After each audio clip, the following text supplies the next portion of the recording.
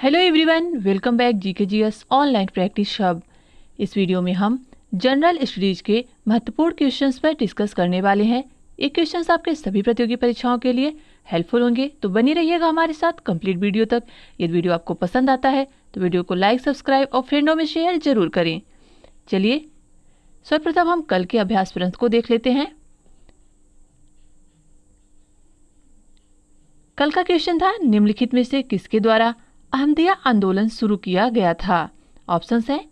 Option A Mirza Ghulam Ahmad, B Syed Ahmad Barelvi, C Haji Shariatullah, D उपयुक्त में से कोई नहीं। इसका सही जवाब है ऑप्शन ए मिर्जा गुलाम अहमद। बीते 26 मई को अहमदिया आंदोलन के संस्थापक मिर्जा गुलाम अहमद की पुण्यतिथि मनाई गई। अब जान लेते हैं मिर्जा गुलाम अहमद के बारे में। इनका जन्म 1835 ईस्वी में हुआ था और इनकी मृत्यु 1908 ईस्वी में हुई थी और यह भारतीय मुस्लिम के नेता थे। इन्होंने 1889 में इस्लामिक धार्मिक सुधारवादी आंदोलन की शुरुआत की, जिसे अहमदिया आंदोलन के नाम से जाना जाता है। यह आंदोलन उदारवादी सिद्धांतों पर आधारित था। इसका मुख्य उद्देश्य मुस्लिमों में इस्लामिक धर्म के सच्चे स्वरूप को बहाल करना था। इनकी पुस्तक का नाम है बराहीन ए अहमदिया। अहमदिया संप्रदाय की स्थापना 1889 में मिर्जा गुलाम अहमद द्वारा पंजाब के कादियों में की गई थी। आगे बढ़ते हैं। अगला क्वेश्चन है, 1857 के भारतीय स्वतंत्रता संग्राम में नाना साहब ने कहां से अंग्रेजों के विरुद्ध क्रांति का नेतृत्व किया। ऑप्शंस हैं। A Kanpur, B Gwalior, C Bithoor, D Lucknow. Right answer हो जाएगा ऑप्शन ए कानपुर। बीते दिनों मराठा साम्राज्य में पेशवा एवं स्वतंत्रता सेनानी रहे नाना साहब की जयंती मनाई गई। जान लेते हैं नाना साहब के बारे में। नाना साहब का मूल नाम धोंधू पंत था। उन्हें बालाजी बाजीराव के नाम से भी जाना जाता था। पेशवा बाजीराव द्वितीय ने नाना साहब को गोद लिया था। वह 1740 में पेशवा बने और 1761 तक उन्होंने शासन किया।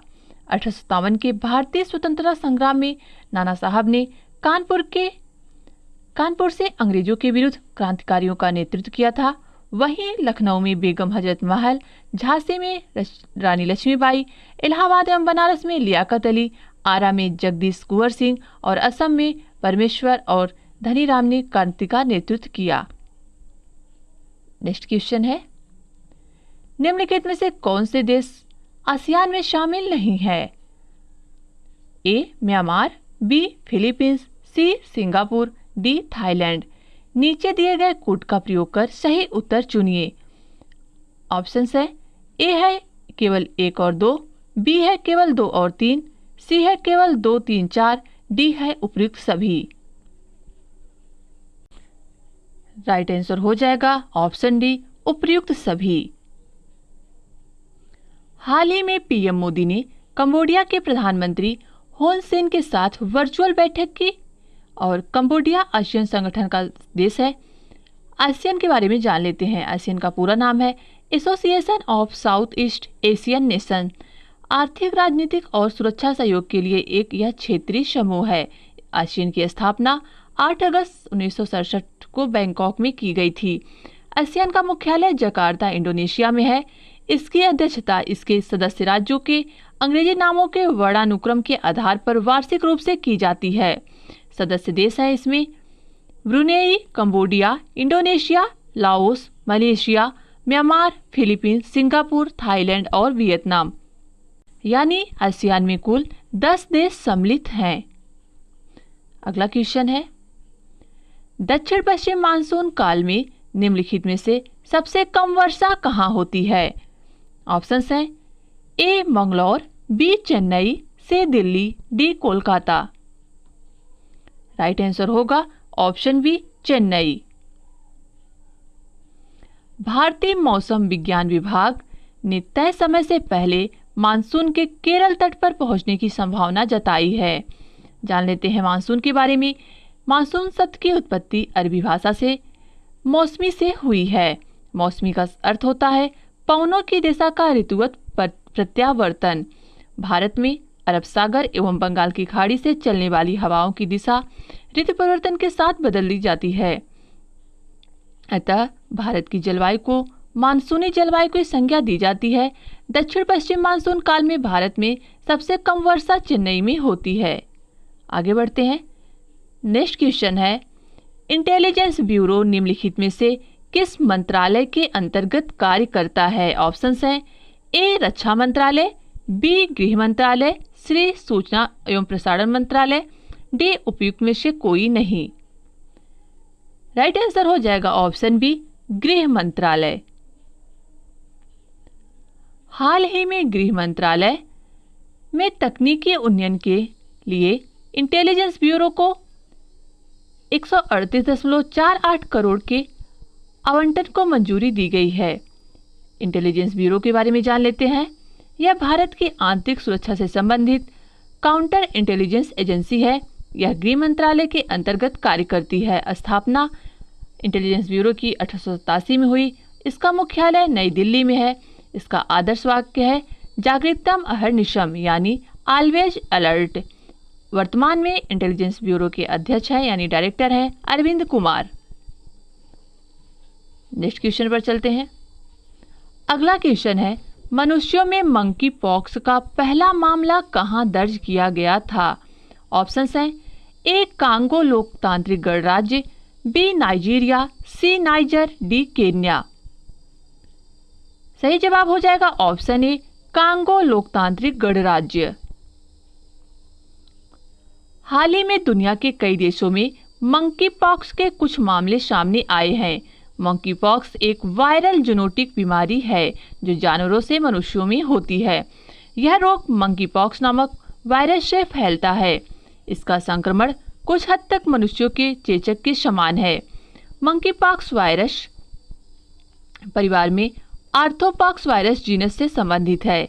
इसके लक्षण हैं मांसपेशियों में दर्द, सिर दर्द, बुखार और थकान आदि।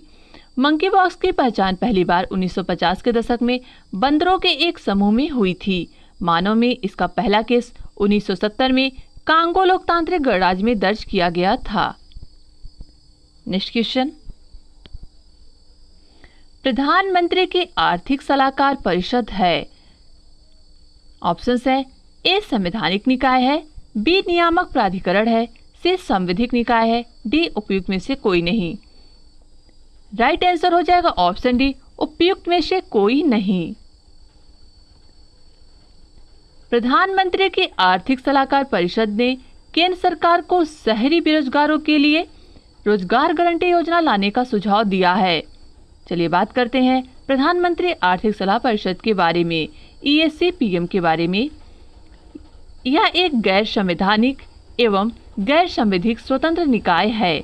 इसका गठन भारत सरकार को विशेष रूप से प्रधानमंत्री को आर्थिक और संबंधित मुद्दों पर सलाह देने के लिए किया गया। वर्तमान में इसमें शामिल हैं, इसके अध्यक्ष हैं विवेक देवराय, पूर्णकालिक सदस्य हैं संजीव सन्याल, श्री राकेश मोहन अंशकालिक सदस्य, डॉक्टर साजिद चिन्नाय अंशकालिक सदस्य, डॉक्टर नीलकंठ मिश्रा अंशकालिक सदस्य, श्री नीलेश शाह अंशकालिक सदस्य, प्रोफेसर टी राज मोहन अंशकालिक सदस्य और डॉक्टर पूनम गुप्ता अंशकालिक सदस्य इसमें शामिल हैं। अगला क्वेश्चन है, अखिल भारतीय फुटबॉल महासंघ AIFF की स्थापना कब हुई थी? ऑप्शंस हैं ए 1937 में, बी 1938 में, सी 1935 में, डी 1936 में। राइट आंसर है ऑप्शन ए 1937 में। हाल ही में सुप्रीम कोर्ट द्वारा शासकों की समिति COA के पुनर्गठन बाद अखिल भारतीय फुटबॉल महासंघ AIFF के अध्यक्ष प्रफुल्ल पटेल को पद से हटा दिया गया है। इस समिति की अध्यक्षता सुप्रीम कोर्ट के पूर्व न्यायाधीश A राव दवे करेंगे। जान लेते हैं AIFF के बारे में। यह भारत में फुटबॉल के लिए एक गवर्निंग बॉडी है। यह भारत सरकार द्वारा युवा कार्यक्रम और खेल मंत्रालय के अंतर्गत कार्य करती है। AIFF की स्थापना 23 जून 1937 में की गई। इसका मुख्यालय नई दिल्ली में है। इसका फीफा से संबंध है 1948 से और इसके वर्तमान में उपाध्यक्ष हैं सुब्रता दत्त। अगला क्वेश्चन है, किस अधिनियम के तहत राज्य खाद्य आयोग के गठन का प्रावधान किया गया? ऑप्शंस हैं ए राष्ट्रीय खाद्य सुरक्षा अधिनियम 2013, बी राष्ट्रीय खाद्य सुरक्षा अधिनियम 2019, सी राष्ट्रीय खाद्य सुरक्षा अधिनियम 2020, डी उपयुक्त में से कोई नहीं। राइट आंसर की बात करें तो ऑप्शन ए राइट होगा, राष्ट्रीय खाद्य सुरक्षा अधिनियम 2013। हाल ही में न्यूयॉर्क में वैश्विक खाद्य सुरक्षा कॉल टू एक्शन विषय पर मंत्री स्तरीय बैठक में भारत ने वैश्विक खाद्य सुरक्षा की चिंता व्यक्त की है।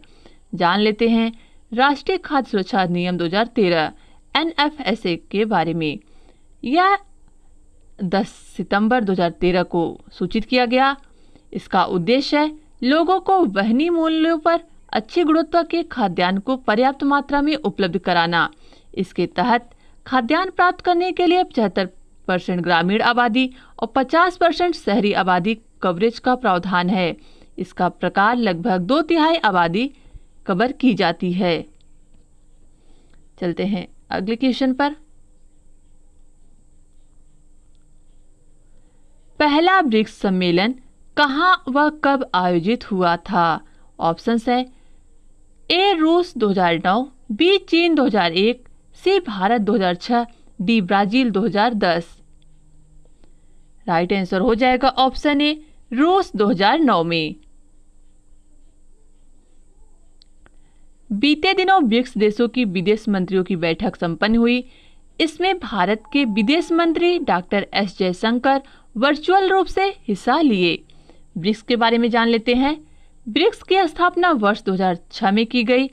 यह 5 प्रमुख उभरती अर्थव्यवस्थाओं जिसमें ब्राजील, रूस, भारत, चीन और दक्षिण अमेरिका का यह सब समूह है, दक्षिण अफ्रीका। इसकी चर्चा वर्ष 2001 में गोल्डमैन सैच्स के अर्थशास्त्री जिम ओ नील द्वारा एक रिपोर्ट में की गई थी। ब्रिक्स देशों की जनसंख्या दुनिया की आबादी का लगभग 40% है और इसका वैश्विक सकल घरेलू उत्पाद में हिस्सा लगभग 30% है। पहला ब्रिक्स शिखर सम्मेलन 2009 में रूस में आयोजित किया गया। दिसंबर 2010 में दक्षिण अफ्रीका को शामिल करने के बाद ब्रिक्स में अब इसको ब्रिक्स के नाम से जाना जाने लगा। कल का अभ्यास प्रश्न है, सुंडा जलसंधि अलग करती है। ऑप्शंस हैं जावा और सुमात्रा को, जावा और बोर्नियो को, सुमात्रा और बोर्नियो को, सिंगापुर और मलेशिया को। इस क्वेश्चन का आंसर कमेंट बॉक्स में दीजिए और बने रहिएगा हमारे साथ हमारे YouTube channel online practice hub पर। मिलते हैं नेक्स्ट वीडियो में। Thanks for watching.